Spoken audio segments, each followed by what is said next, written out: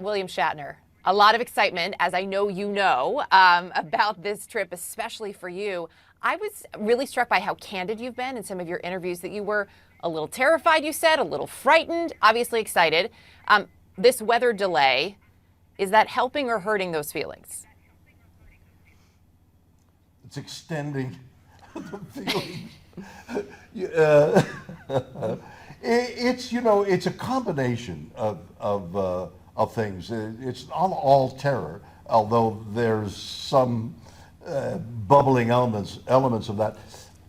But also, I'm thoroughly versed in the safety of what we're doing, and we've been spending days here in and out of these very difficult chairs. It's a great workout getting in and out of these prone chairs, and we've been lectured and told about the safety procedures, and so that adds an element of surcease from the niggling elements of dangers. I feel comfortable, but I'm also uncomfortable. I'll be very happy when we go up and we're in weightlessness and we know we're safe because everything else should be all right, and we have that moment of inspiration, which I feel will be there when we're looking into the vastness of the universe.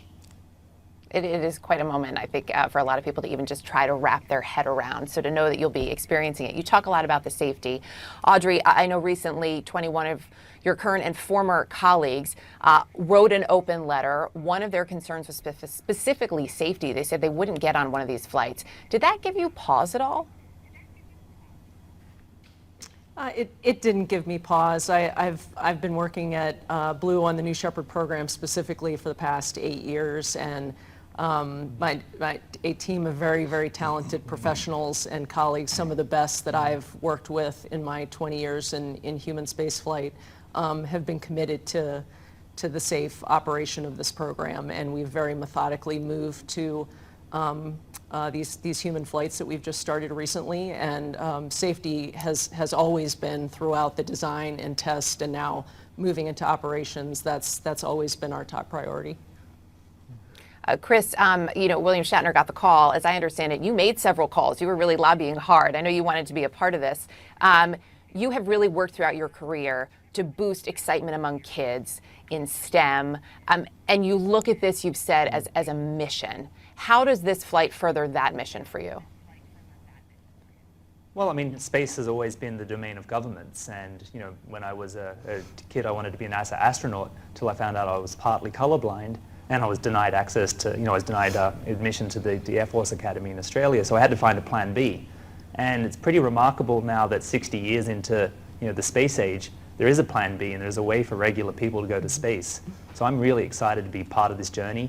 And I think in another 60 years, we'll look back at this week, this year, and say this is when the human race finally began to move into space. So it's a really exciting time.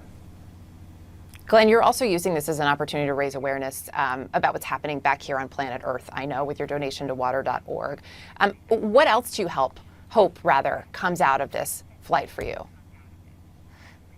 So I've seen it in life sciences and healthcare, which is what I work in. When you have an industry that has this innovation being fueled by people who are passionate about the future of humanity, exciting things emerge.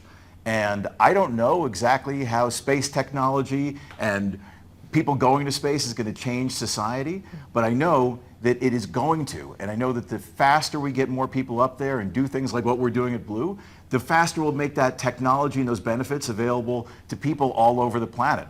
This is about the democratization of space and bringing benefit to everyone around the world. And I appreciate that you point that out. We have a lot of problems to solve here. This is about solving those problems.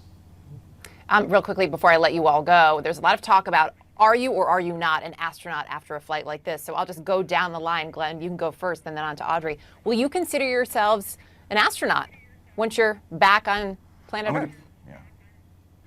I'm going to consider myself a changed person, and it doesn't really matter what you want to call me. Audrey? I will. I'll take the astronaut title. I would very much appreciate being held in that club. William Shatner, astronaut. How's the sound of that? Small A.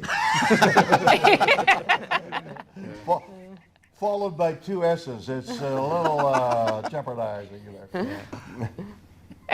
Yeah, and I don't Perfect. think it's fair to call this tourism yet. Yeah, it's too early in this new public space age for us to call this tourism. You know, there is risks, and I think all of us have made a decision to be part of this flight and to be pioneers to help open the door to space for everyone else. But, you know, this is space exploration. This is the first steps into space for the human race.